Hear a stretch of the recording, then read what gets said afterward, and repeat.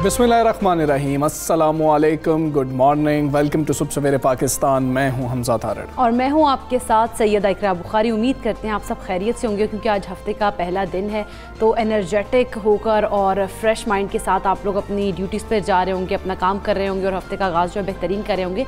अच्छा, वैसे हफ्ते का हम आगाज़ कहते हैं ना कि बेहतरीन होना चाहिए, पहला दिन है तो बड़े हर कोई जो है एनर्जेटिक मूड में आता है, लेकिन जब हफ्ते में 6 दिन काम करना पड़ता है किसी भी एम्प्लॉय को, तो वो जो है उसके लिए बहुत ज़्यादा हेक्टिक हो जाता है, उसकी जो कारकर्दगी है वो उस पर बड़ा असर पड़ता है। और उसके रीज़न यही है कि हफ्ते के पहले रोज़ ज़्यादातर लोग सुस्त या थोड़े से थके हुए, या ये कह लें कि थोड़े से जो है ना वो अपसेट नज़र आ रहे होते हैं। उसकी रीज़न ये होती है उनको लॉन्ग वीक नज़र आ रहा होता है कि भाई इतनी देर हमने काम करना है, तो अब दुनिया जो है वो बहुत ज़्यादा सोच रही है इसके ऊपर। हमने जापान की मिसाल आपके साथ शेयर की थी, अब अमेरिका इसके ऊपर सोच रहा है, या अमेरिका में कुछ लोग हैं जो इसके ऊपर सोच रहे हैं, और अमेरिकी सेनेटर ने करारदादा पेश कर दिया है कांग्रेस के अंदर। अच्छा, उन्होंने ये कहा है कि हफ्ते में जो है वो 4 दिन अब काम करेंगे, यानी कि 32 घंटे काम करने से एक तो आप जो है मेंटली भी रिलैक्स रहेंगे, और दूसरा ये कि आप एनर्जेटिकली और काम जो है उसमें काम में लगाव आएगा और कारकर्दगी जो है बेहतर होगी। और मेयार ज़िंदगी भी उन्होंने कहा कि इससे बेहतर होता है लोगों का, क्योंकि वो अपनी फैमिली के साथ टाइम गुजारते हैं।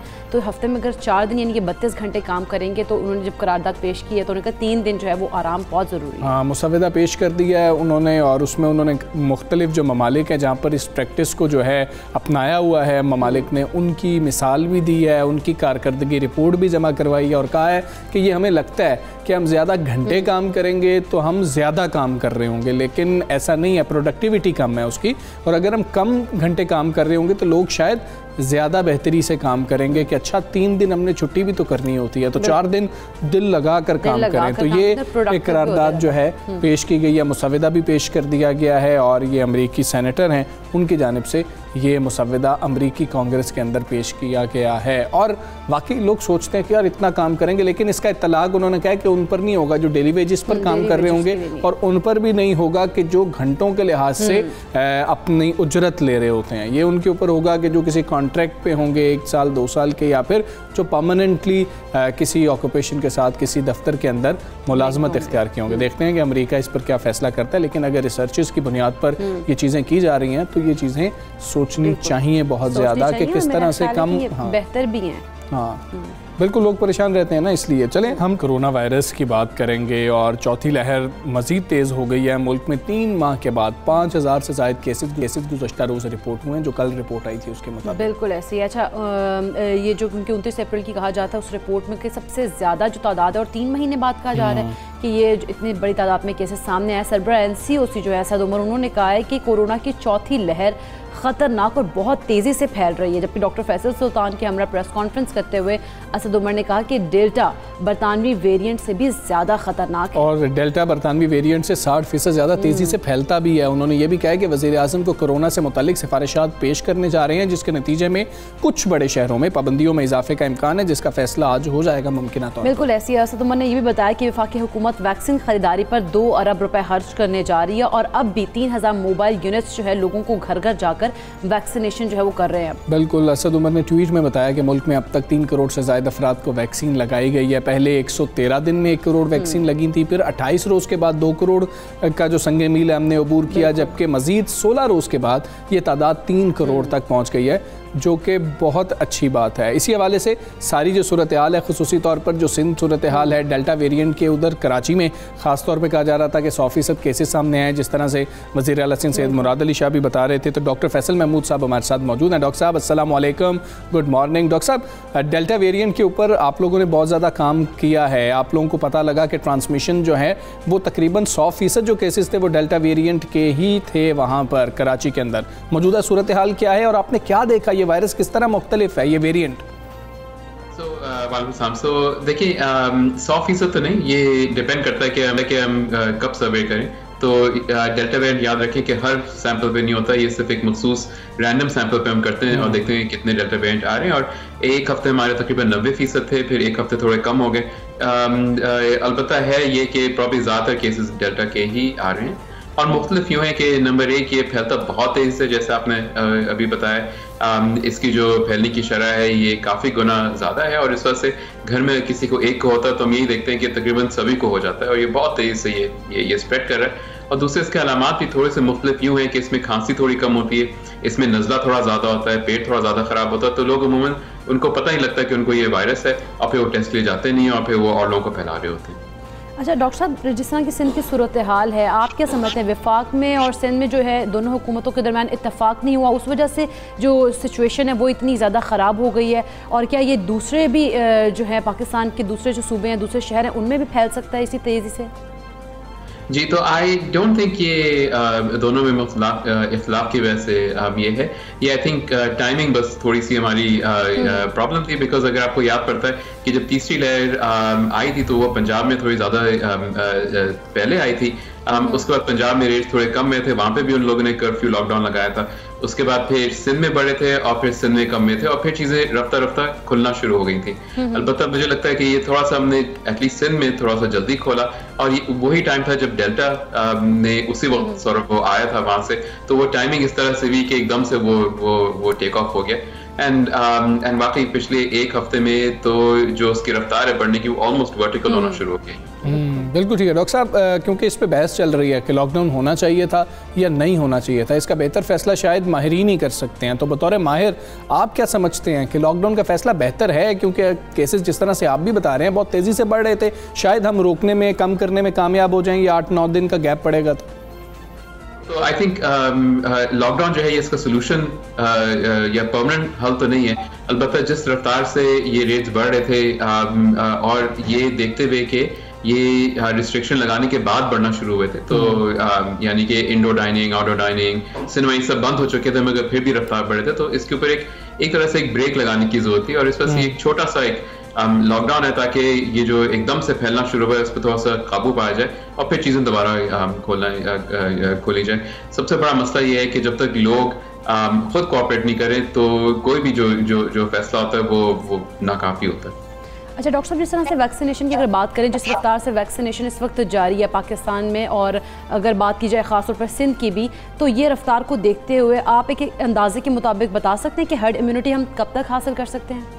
ये भी बहुत मुश्किल सवाल है क्योंकि इसके दो पहलू हैं। एक तो ये कि याद रखें अगर मैं आज जादू से सबको वैक्सीनेट कर दूं मुल्क में, तो फुली वैक्सीनेटेड उन्हीं को कहते हैं जो वैक्सीन लगाने के आखिरी डोज के भी 2 हफ्ते गुजर जाए। यानी कि ऐसा नहीं है कि वैक्सीन एक जादू है कि एकदम से वो सब कुछ गायब कर देगा।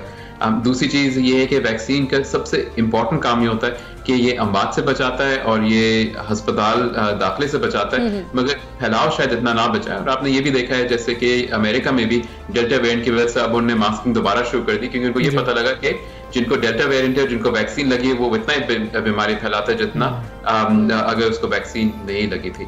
तो वैक्सीन जो है ये हमारा लॉन्ग टर्म सोल्यूशन है, ये शॉर्ट टर्म सोल्यूशन नहीं है।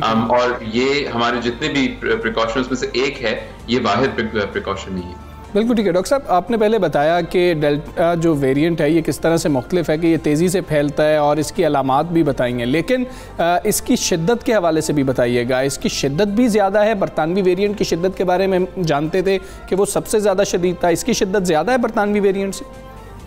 शिद्दत को असेस करना थोड़ा सा मुश्किल होता है एंड इस वजह से शिद्दत की अभी तक पूरी तरह डिटेल्स नहीं आई हैं। और उसकी वजह यह है कि अगर आपके इतना ज़्यादा फैल रहा है आपके माहौल के अंदर, आपके लोगों के अंदर, तो ऑब्वियसली शदीद लोगों की शरह भी बढ़ जाती है बिकॉज ऑब्वियसली ज़्यादा लोग इन्फेक्ट हो रहे हैं। तो दोनों को कंपेयर करने का भी स्टडीज चल रही है, मगर फिलहाल लगता है कि शायद वो इतना शदीद नहीं है, मतलब सॉरी इतना ही शदीद है जितना बरतानवी था। ठीक है डॉक्टर साहब, ये भी बताइएगा, आप अमेरिका का जिक्र कर रहे थे, फाइज़र की तीसरी डोज़ के हवाले से रिसर्चेस सामने आ रही हैं कि अगर बूस्टर लगा दिया जाए तीसरी डोज़ का तो शायद डेल्टा वेरिएंट के ख़िलाफ़ भी वो मौसर हो सकता है और नताइज कुछ बेहतर आ रहे हैं। फिर मुख्तलिफ ममालिक जो पाकिस्तान में वैक्सीन लग रही हैं उसकी भी तीसरी डोज़ की बात कर रहे हैं कि बूस्टर ही लगा दिया जाए। आप अभी तक स्टडी के मुताबिक क्या समझ पा रहे हैं कि हमें भी तीसरी डोज़ की तरफ बिलाखिर जाना ही पड़ेगा? तो ये तीसरी डोज का जो सवाल है ये बहुत ही आजकल हॉट टॉपिक है। और इसमें अगेन आई थिंक कुछ चीजें वाज़ेह करने की जरूरत है। नंबर एक कि बूस्टर डोज की कोई क्लिनिकल स्टडी नहीं हुई अभी तक, यानी कोई ऐसी कोई रिसर्च नहीं हुई जो ये बताता है हतमी तौर पे कि तीसरी डोज से आपकी प्रोटेक्शन बढ़ जाती है। अलबत्ता कुछ ऐसी स्टडीज हैं जिसके अंदर वो कहते हैं भी आपकी एंटीबॉडी बढ़ती है। सेकंड चीज याद रखें ये है कि हमारे मुल्क में अभी तक बहुत ही कम लोगों को ओवरऑल वैक्सीन लगी है। अगर मैं कराची की बात करूं तो 22% तकरीबन को एक डोज लगी है, मगर 2 डोज वाले जो हैं वो तकरीबन 9 से 10% है। तो यानी कि अगर मेरे पास अगर इतनी वैक्सीन है, मैं ये बेहतर होगा कि ज्यादातर पॉपुलेशन वैक्सीनेट हो जाए, बजाय इसके कि जिनको वैक्सीन लग चुकी है उनको मैं दोबारा वैक्सीन लगाऊं। और तीसरी चीज ये कि प्रोबेबली आगे जाके सभी को बूस्टर लगाने की जरूरत पड़ेगी, या वही वैक्सीन या कोई नई वैक्सीन जो कि नए वेरिएंट्स को कवर करे। ठीक है डॉक्टर साहब, हेल्थ सिस्टम के हवाले से सिंध के बारे में आपसे जानना चाहेंगे। बहुत ज़्यादा केसेस सामने आ रहे थे, अब कितना ज़्यादा प्रेशर है? वेंटिलेटर्स की अगर बात की जाए तो अवेलेबिलिटी के हवाले से भी बता दीजिएगा। तो कराची पे के हेल्थ सिस्टम पे दबाव अच्छा खासा है। अलबत्ता इसके साथ साथ जो काफ़ी हॉस्पिटल्स हैं वो अपने बेड्स मजीद खोल रहे हैं, मगर ये जो दबाव है और वेंटिलेटर बेड्स है, इसमें एक चीज़ जो कि अक्सर लोग बात नहीं करते, इसके हेल्थ केयर वर्कर्स भी बहुत इन्फेक्ट हो रहे हैं। और अगर कोई हेल्थ केयर वर्कर जब इन्फेक्ट होता है, अगर आपके पास वेंटिलेटर पे बिस्तर है भी, अवेलेबल भी है, खुला भी है, तो हम उसको इस्तेमाल नहीं कर सकते क्योंकि मैन पावर नहीं है। और हर दफ़ा कोई एक हेल्थ केयर वर्कर इन्फेक्ट होता है तो उसके इर्द गिर्द में जितने भी और हेल्थ केयर वर्कर्स है वो क्वारंटीन में चले जाते हैं। सो मैन पावर अच्छा खासा मुश्किल है। और ये जो अदाद शुमार है, ये हमारे जब आप सिर्फ वेंटिलेटर बेड देखते हैं तो उस पर ये वाज़ेह नहीं होते। ठीक है डॉक्टर साहब, ये भी बताइएगा, वैसे तो हम आवाम को आप लोगों की जानिब से भी, मीडिया भी, गवर्नमेंट भी, इंतज़ामिया भी कोशिश करती है कि आगाह करते रहें, लेकिन डेल्टा वेरिएंट से जिस तरह से आप लोग नबर्द आजमाएं उस तरह दीगर सूबे अभी नहीं हैं, तो आप लोग ज़रा ज़्यादा बेहतर समझते हैं इसको। क्या आप आवाम को कहना चाहेंगे इस हवाले से कि किस तरह से एहतियात करें, SOPs को मज़ीद सख्त कर दें, क्योंकि हम तो बहुत रिलैक्स हो गए थे? नहीं, आई थिंक ये रिलैक्स होने का हरगिज़ टाइम नहीं है। इवन सिंध के अंदर अगर हम देखें तो कराची में एकदम से रेट बढ़े थे, अब हैदराबाद में भी बढ़ना शुरू हो गया। और इसी तरह से ये जिस तरह से तीसरी वेव थी कि पहले पंजाब में फिर सिंध में, तो ये प्रोबेबली अगर हम मोहतात या एहतियात ना करें तो फिर ये सिंध से वापस पंजाब में, मतलब ये मुल्क तो एक ही है और लोग आगे पीछे तो जाते हैं। सो प्लीज SOPs पे अभी हाथ ना छोड़ें, खास तौर पे चूंकि अभी और भी त्यौहार आ रहे हैं। और सेकंड चीज ये कि वैक्सीन बहुत जरूरी है, वैक्सीन जल्द से जल्द लगाएं ताकि ज्यादा लोग वैक्सीनेट हो जाएं। बिल्कुल ठीक है डॉक्टर फैसल, बहुत शुक्रिया आपका। सबसे पहले पाकिस्तान से आप बात कर रहे हैं और उन्होंने बताया कि किस तरह से डेल्टा वेरिएंट जो है वो मुख्तलिफ है जो पहले वेरिएंट सामने आए थे, और अभी अगर एक शख्स को लगता है तो चांसेस कि पूरी फैमिली को ये वायरस लग जाएगा, वो बहुत ज़्यादा चांसेस उसके बढ़ गए हैं, प्रोबेबिलिटी बढ़ गई है बहुत ज़्यादा, क्योंकि इसकी जो उन्होंने कहा है कि ट्रांसमिशन किसी ने मतलब अगर राउंड में बैठे हैं लोग तो 5 लोगों को फ़ौरन से जो है ये अफेक्ट करता है। तो इसलिए आप लोगों को एक तो मास्क लगाने की ज़रूरत है, SOPs पर अमल करें और आप जल्द अज जल्द अपने आप को वैक्सीनेट करें, क्योंकि उसके अलावा कोई हल हमारे पास अच्छा है। दीगर सूबे अगर हम देखें ना, दीगर सूबों में मैं आवाम की बात करना चाह रहा हूँ कि हम ये सोचते हैं कि अच्छा अगर सिंध में हालात ख़राब हैं तो अल्हम्दुलिल्लाह बाकी जगहों पर बेहतर है, अल्लाह करे कि बेहतर ही रहें, लेकिन फिर भी एहतियात की बहुत ज़्यादा ज़रूरत है। हमने ये ट्रेंड देखा है कि अगर एक सूबे में जब पंजाब में केसेस ज़्यादा थे उस वक्त सिंध में केसेस कम थे। हम दूसरी लहर की और तीसरी लहर की अगर बात करें तो फिर सिंध में बाद में केसेस बढ़ गए थे जब पंजाब के अंदर केसेस नीचे आ गए थे, क्योंकि लोग तो ट्रैवल कर ही रहे होते हैं। तो एहतियात आप लोगों ने बहुत ज़्यादा करनी है और आप खुद को वैक्सीनेट करवाएं। बिल्कुल ऐसी, अच्छा, क्योंकि हम देखते हैं कि एक सूबे में कम केसेस होते हैं तो वहाँ पर जो है लोग बड़े ज़्यादा रिलैक्स होते हैं और कि जी अब हमें SOPs पर अमल करने की कोई इतनी ज़रूरत नहीं है, खास क्योंकि हम लोग काफ़ी ज़्यादा जो है क्लियर हो गए। लेकिन फिर हम देखते हैं कि जैसे सिंध की सूरत हाल एकदम बिगड़ती है, तो ऐसे पंजाब में अगर सूरत हाल नॉर्मल है तो मेरा ख्याल है कि आप लोगों को चाहिए कि एहतियात अभी भी करें। केसेस वैसे स्मार्ट लॉकडाउन की बातें अब पंजाब के हवाले से भी की जा रही हैं, केसेस यहाँ पर भी बढ़े हैं। खैर हम आगे बढ़ेंगे और आपको इसी हवाले से ये बताएंगे कि कराची के ताजिरों ने लॉकडाउन में तोसी की सूरत में कारोबार ज़बरदस्ती खोलने का ऐलान भी कर दिया है। आइंदा माह 25% मुलाजमीन फारिग करने और हुकूमत को बिजली के बिलों की अदायगी ना करने का ऐलान भी कर दिया गया है।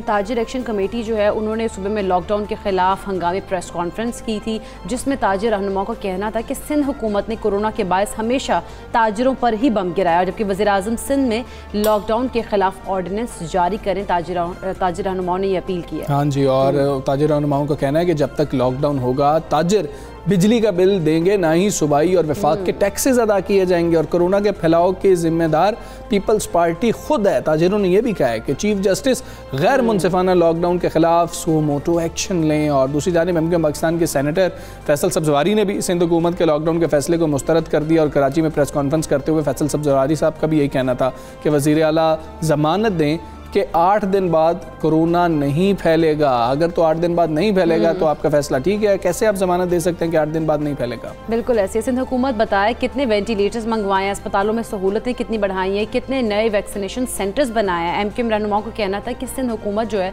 वो वफाक की बातें माने और स्मार्ट लॉकडाउन करे, मुकम्मल लॉकडाउन के वो भी खिलाफ में कह रहे मुकम्मल लॉकडाउन की तरफ ना जाए। अच्छा, अब जो केसेस बढ़ रहे थे उसके पेश नज़र ये फैसला किया था सिंध गवर्नमेंट ने। और सिंध गवर्नमेंट ने फैसले के अंदर कहा था कि अपोजिशन भी हमारे फैसले से मुत्तफिक है, उनको भी हमने ऑन बोर्ड लिया। खैर, जो ताजरान कह रहे हैं उनकी बात जानने की कोशिश करते हैं, उनका मौक़िफ़ सुनने की कोशिश करते हैं। रहनुमा ऑल पाकिस्तान अंजुमन सिंध हमारे साथ इस वक्त मौजूद हैं, उनसे बात करेंगे। जावेद कुरैशी साहब, जावेद कुरैशी साहब अस्सलाम वालेकुम, गुड मॉर्निंग सर। तहफ़्फ़ुज़ात के हवाले से आपसे हमने पहले भी बात की थी। अब अगर लॉकडाउन को तौसी दी जाती है, बढ़ा दिया जाता है, तो एहतजाज का लाएमल आपने थोड़ा सा बताया, सर क्या करेंगे आप लोग? देखिए जी, हमने कोशिश की है कि हम कोई भी ऐसा काम न करें जिससे हमारे मुल्क को और आवाम को नुकसान पहुंचे। हमारे प्रोग्राम में शामिल था कि हम रोड पे धरना दें, लेकिन मुशावरत के बाद हमने मुल्की मफाद के खातिर हमने इसे पोस्टपोन किया और हुकूमत को एक मौका दिया गया है कि खुदारा छोटे ताजरों पे वो रहम करे। बिलखुसूस सिंध हुकूमत जिस तरीके का सलूक छोटे ताजरों के साथ सिंध हुकूमत ने किया है, इसकी मिसाल नहीं मिलती। आज सूरत हाल ये है कि हमारे मुल्क में वैक्सीनेशन जो हुई है वो 2.9 है और इस वक्त अमेरिका 57% अपने कर चुका है फुल वैक्सीनेशन, कनाडा 60%, अमेरिका 50%। लेकिन हम पहले दिन से ये बात चिल्ला कर सिंध हुकूमत से, विफाक से ये कह रहे थे कि आप वैक्सीनेशन का कैपेसिटी बढ़ाएं, लेकिन हमारी बात पे तवज्जो नहीं दी गई।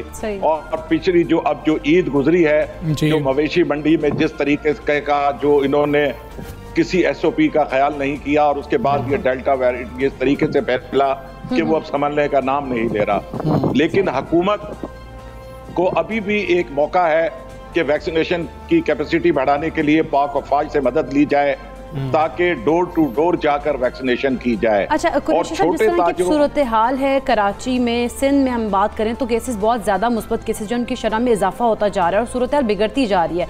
ऐसे में अगर सिंध हुकूमत लॉकडाउन ना करती तो उसके पास क्या मजीद ऑप्शन होते, कैसे कंट्रोल किया जा सकता है? आपके पास कोई ऐसे ऑप्शन हैं, वो आप दें।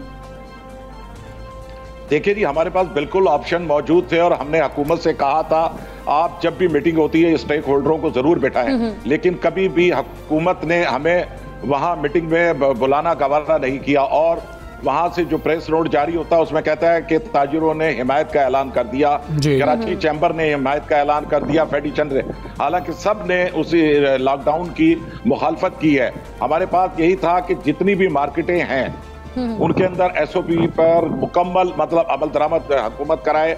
हम अपने स्टाफ को, अपने ऑनर को वैक्सीनेशन करवा चुके हैं, लेकिन मनफी प्रोपेगेंडे की वजह से लोगों ने वैक्सीनेशन से यानी ये कह लें कि उसे कोई रिस्पांस देने को तैयार नहीं था, इसलिए ये केसेस और आज भी इसके खिलाफ मनफी प्रोपेगेंडा किया जा रहा है। लेकिन सलाम है हमारे फ्रंटलाइन डॉक्टरों को और दूसरे जिस तरीके से वो इस जंग में हमारी जो लड़ रहे हैं और उनको किरदार को हम हमेशा सराहेंगे। लेकिन मैं चीफ जस्टिस ऑफ पाकिस्तान से भी मुतालबा करता हूँ ये गैर मुनसिफाना ये लॉकडाउन के लिए वो सो वोटो लें और सिंध हुकूमत जिस तरीके के छोटे ताजरों का माशी कत्ल कर रही है इसकी मिसाल कब मिलती नहीं है। लेकिन हुकूमत चाहती यह है कि छोटा ताजिर कभी खुशहाल ना हो और इस मुल्क की मैशत कभी संभल ना पाए। लेकिन ठीक है कुरैशी साहब, इसकी जिम्मेदारी कौन उठाएगा? गवर्नमेंट तो ये जिम्मेदारी उठाने को तैयार नहीं है कि अगर हम SOPs की जो पाबंदी है या जो हमने पाबंदियां लगाई हैं, लॉकडाउन लगाया है, उसको नरम कर देंगे तो केसेस बढ़ सकते हैं। तो गवर्नमेंट तो ये जिम्मेदारी लेने को तैयार नहीं है। तो जो लोग मुतालबा कर रहे हैं इस वक्त, जितने भी लोग हैं, वो भी इस जिम्मेदारी को नहीं उठा सकते हैं। तो गवर्नमेंट को ही ये फैसला नहीं करना चाहिए कि हालात कैसे हैं और हमें क्या करना चाहिए? हमजा साहब, ये जो बात गवर्नमेंट जो कह रही है ऐसे नहीं है। कोरोना छोटे शॉपिंग सेंटर और मॉल और रेस्टोरेंट और मैरिज हॉल से नहीं, दूसरे जो सेक्टर हमारे जो खुले हुए हैं, जो वैक्सीनेशन करवा चुके हैं, कम से कम उन्हें कारोबार करने की इजाजत दी जाए। हम ये मुतालबा हुकूमत से करते हैं, लेकिन हुकूमत हमारी बात को सुनने को तैयार नहीं है। वो चाहती है कि एक ऑर्डर लाती है शाही हुक्म और फौरी तौर पर नाफिज हो जाता है, और उसके बाद आज आपका कराची में दिहाड़ीदार तबका 40 लाख अफराद है, आज वो बेरोजगार है। मुझे बताएं, रियासत का काम माँ जैसा है कि माँ अपने बच्चे को भूखा मारेगी। हमारी रियासत इस वक्त बेरोजगारी इस कदर बढ़ चुकी है, और जब बेरोजगारी बढ़ेगी तो जराइम की शरह भी बढ़ेगी। लेकिन हुकूमत ये बात समझने से बाला। ठीक है क्रैश साहब, जब आप लोगों ने प्रेस कॉन्फ्रेंस की, आपने अल्टीमेटम दिया, आपने ये भी कहा कि हम बिजली के बिल नहीं देंगे अगर इसको बढ़ा दिया गया लॉकडाउन को, और हम लोग टैक्स भी अदा नहीं करेंगे। क्या किसी हुकूमती नुमाइंदे ने आपसे राबता किया, आपसे बातचीत करने की कोशिश की? नहीं, किसी भी हुकूमती नुमाइंदे ने हमसे कोई बातचीत नहीं की है। वो स्टेक होल्डर से तो बात करने के लिए तैयार ही नहीं है। वो इधर उधर से बंदे लाकर बैठा दिए जाते हैं और वो उनकी हाँ में हाँ मिलाते हैं। लेकिन हमसे ये तजावीज लेते तो हम हुकूमत के साथ, हमने पहली वेव, दूसरी, तीसरी के अंदर हुकूमत के साथ ताउन किया है। हमने कोई वायलेशन नहीं की। हमारे छोटे ताजरों को जिस तरीके से आज पुलिस रुस्वा कर रही है, उसके तरीके से कि उन्हें गालियां दी जाती हैं पुलिस की तरफ से, उन पे FIR काटी जाती है। कुरैशी साहब, जिस तरह के लॉकडाउन की सूरत हाल है, एक अंदाजे के मुताबिक कराची को इस वक्त नुकसान कितना हो रहा है डेली बेसिस पर, और दूसरा ये कि जो सिचुएशन बनी हुई है, तो क्या आप लोगों ने हुकूमत से बात की, वफाकी हुकूमत से? देखिए जी, हम दोनों की तरफ देख रहे हैं इस वक्त, वफाकी हुकूमत और सिंध हुकूमत की तरफ। कराची का डेली का नुकसान इस वक्त जो मौजूदा लॉकडाउन चल रहा है वो 5 अरब रुपए का है, और ये 9 से 10 दिन के अंदर 45 से 50 अरब रुपए का नुकसान होगा। क्या ये सिंध हुकूमत पूरा कर पाएगी? बेरोजगारी, अभी आप देखें, जो पिछली सहमाई को स्टेट बैंक की जो रिपोर्ट आई है उसमें 32 लाख अफराद बेरोजगार हुए हैं। लेकिन आप जो लॉकडाउन लगाया है ये 50 लाख से ऊपर तजावज कर जाएगी। हुकूमत के पास कोई होमवर्क नहीं है। आप देखें, सिंध हुकूमत ने एक नोटिफिकेशन नाफिज किया, अगले दिन उस नोटिफिकेशन के अंदर फिर इन्होंने तरमीम की। इनके पास कोई होमवर्क नहीं होता, एक शाही हुक्म होता है और वो नाफिज हो जाता है। यहाँ बादशाही निजाम है, कोई जमहूरियत नहीं है किसी स्टेक होल्डर। बिल्कुल ठीक है जावेद कुरैशी साहब, बहुत आपका सुबह सवेरे पाकिस्तान से आप बात कर रहे थे और जो ताजरों के मसाइल हैं उस हवाले से आप बता रहे थे। खैर, स्टेक होल्डर्स हैं ताजर, और गवर्नमेंट को जो भी फैसले करने चाहिए वो इनके साथ मुशावरत से, इनकी तजावीज़ लेकर करने चाहिए। और दूसरा, हमें भी बहुत ज़्यादा ख्याल करना चाहिए कि हालात इतने ख़राब हैं तो गवर्नमेंट को इतने सख्त फैसले करने पड़े हैं। लेकिन जिस तरह से वज़ीर आज़म साहब ने भी कहा है कि जो मुकम्मल लॉकडाउन है ये किसी मसले का हल नहीं है, इसीलिए वो उन्होंने स्मार्ट लॉकडाउन की तजवीज़ थी। खैर, हमें यहाँ पर लेनी एक ब्रेक, कहीं मत जाइएगा, देखते रहिए सबसे बड़े पाकिस्तान।